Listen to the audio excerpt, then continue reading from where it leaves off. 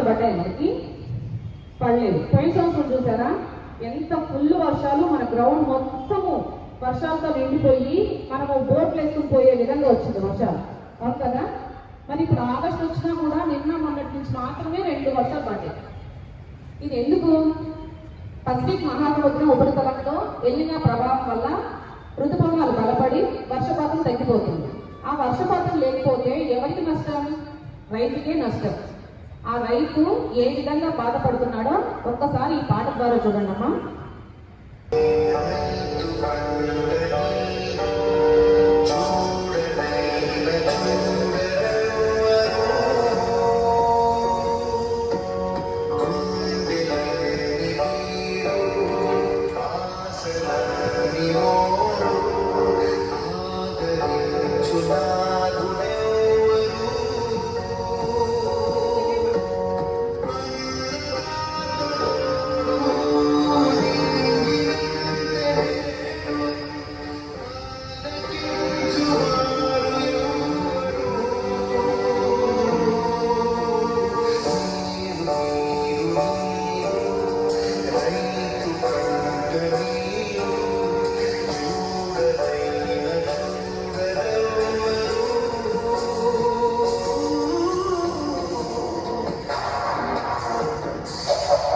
మనం ప్రతి ఒక్క ఉద్యోగికి కూడా సెలవు ఉంటుంది, కానీ నిరంతరం సెలవు లేకుండా ఎండనక వాననక చలైన ఎటువంటి పరిస్థితుల్లోనైనా దేశ ప్రజల కోసం ఆహారం సంపాదించడానికి ఒక్క రైతు మాత్రమే కష్టపడతారు. కాబట్టి రైతులను మాత్రమే దేశానికి వెన్నెముగా అన్నారు.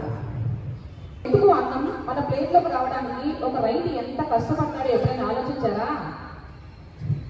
ఆ రైతు ఎండ వాన ఏది లెక్క చేయకుండా తన కుటుంబం కంటే కూడా దేశ ప్రజల ఆకలే ముఖ్యమని మన కోసం కష్టపడతాడు. ప్రజల ఆకలి తీర్చడానికి ఏకైక వ్యక్తి ఒక రైతు కదా. అంత కష్టపడి ఆహారాన్ని పండిస్తాడు కాబట్టి కదా, అన్నాన్ని వృధా చేయకూడదనే సందేశాన్ని అందించే చిన్న నాటికను మీ ముందుకు తీసుకొస్తున్నాను. ఈ నాటికను ఆసక్తిగా వీక్షించి ఇందులోని సందేశాన్ని మీరు జీవితాంతం కూడా పాటిస్తారని ఆశిస్తున్నాను. ముందుగా రైతన్నలు ఆకాశం వైపు ఆశగా ఎదురు చూస్తూ వర్షం కోసం ఎదురు చూస్తూ ఉంటారు. ప్రతి వర్షపు చినుకు రైతుకు ఆనందాన్ని కలిగిస్తుంది. ఏ విధంగా వర్షాన్ని స్వాగతిస్తారో చూడండి ఈ పాట ద్వారా.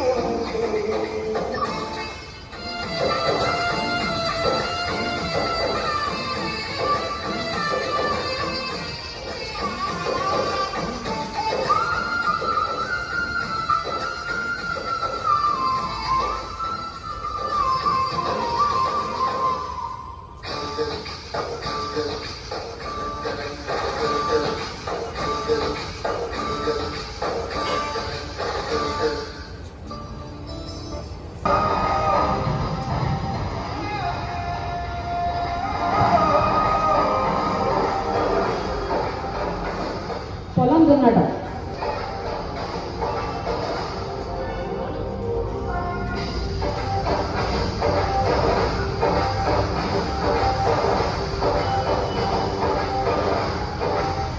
విత్తనాలు వేయటం.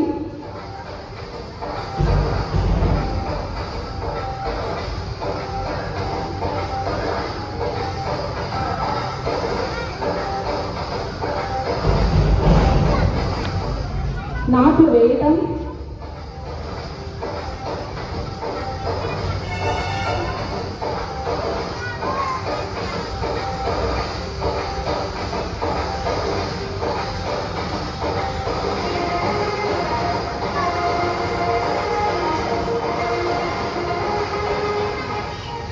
పొలంలో కలుపు తీయటం.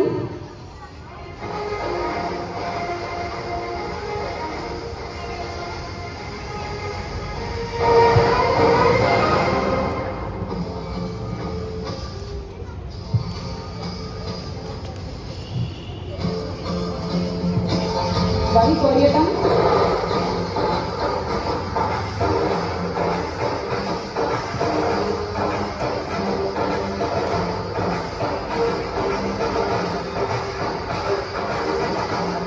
కుప్పలు కొట్టడం అంటే ధాన్యాన్ని వేరు చేయటం.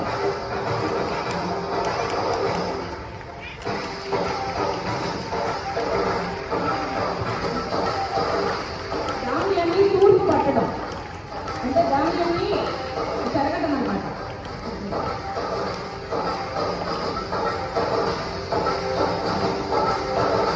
ధాన్యాన్ని సంచుల్లోకి నింపడం.